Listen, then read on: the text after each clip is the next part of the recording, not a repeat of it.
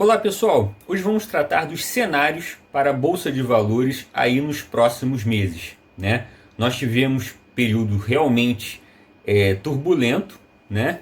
E agora nós vamos tentar entender o que está ocorrendo nessa movimentação da Bolsa. Por que a Bolsa caiu tanto e por que agora ela está num patamar até então inesperado face ao que estamos vivendo nessa pandemia do coronavírus. Bom, primeiro fato que nós temos é o seguinte: a pandemia no Brasil, ela não vai ter aquela tal da segunda onda, né, como estão vivenciando na maior parte do mundo, né? Aqui no Brasil, simplesmente, como nós não tivemos aí um certo apoio governamental, um certo respeito, né, pelas medidas que foram implementadas, né, nossos casos só aumentam, né?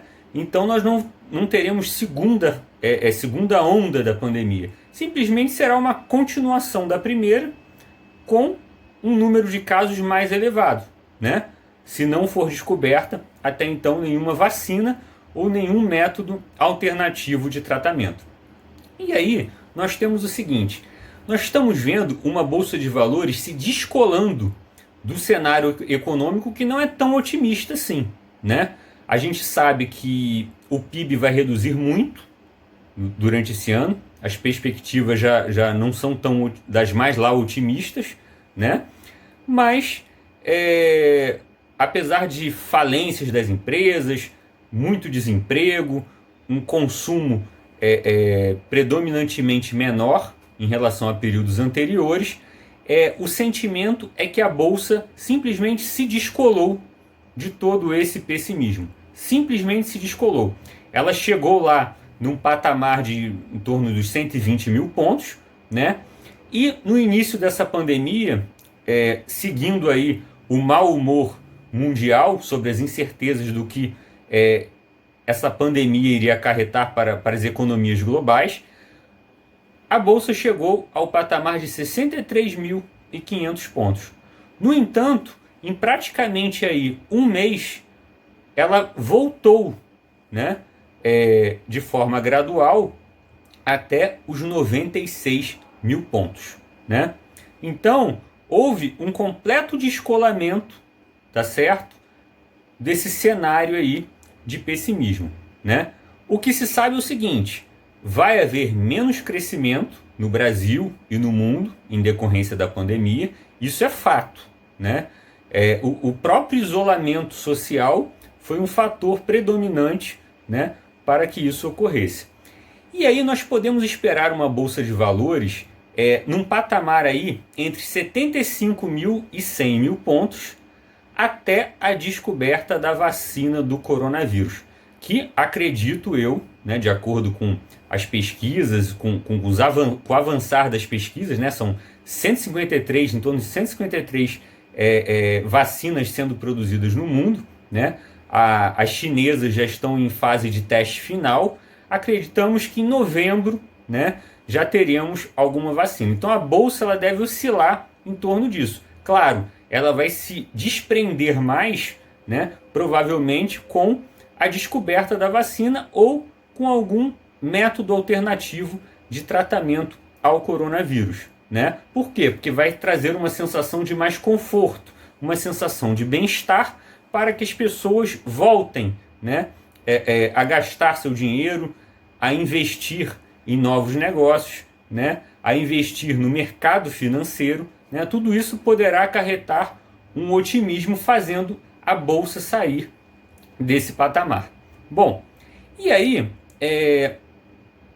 por que nós tivemos aí um movimento, né, de retomada da bolsa, né? Por que nós tivemos esse movimento de retomada da bolsa?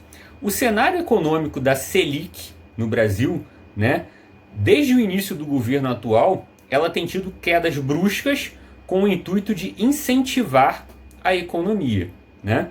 Então, com isso, o que aconteceu com o investidor? Aquela pessoa que investia num banco, né, num fundo de renda fixa conservador, né, de risco muito baixo, ou então investia em locais ultraconservadores, como poupança, LCI e CDB, elas passaram a conviver com parcos rendimentos, rendimentos muito ruins, muito inferiores ao que até então elas estavam acostumadas.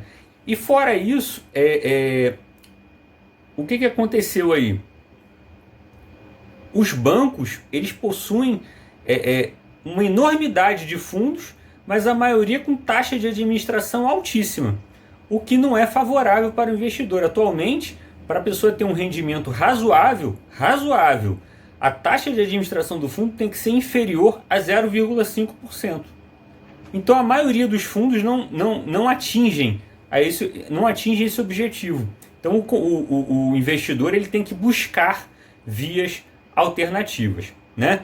Então está havendo um movimento de volta à bolsa, né? Essa inflada aí chegando aos 96 mil pontos se deve principalmente ao investidor brasileiro e não ao investidor estrangeiro. O investidor estrangeiro está em movimento de saída do Brasil, simplesmente de saída. E o dólar demonstra isso. Por quê?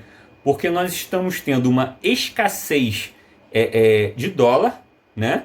E aí ele se encontra aí no patamar entre R$ 5,00 e R$ 5,30. Ele tem oscilado em torno disso, em valor bem mais elevado, né, em relação ao início aí da pandemia, em relação ao início do ano. Bom, então essa bolsa ela tem se descolado pelo fato do investidor estar buscando vias alternativas e também agora está com aquele vislumbre, né, de que o comércio irá retomar e que as atividades econômicas passarão a atuar de uma maneira um pouco mais normal, né, do que aquele momento estagnado aí que nós ficamos nessa fase de isolamento nesses últimos 3 meses, né? Então, eventualmente, nós podemos sim ter uma queda da Bolsa de Valores dentro desses parâmetros, mas baseado em quê? No mal-estar externo, em resultados negativos externos e também em relação a resultados negativos das empresas nacionais, né?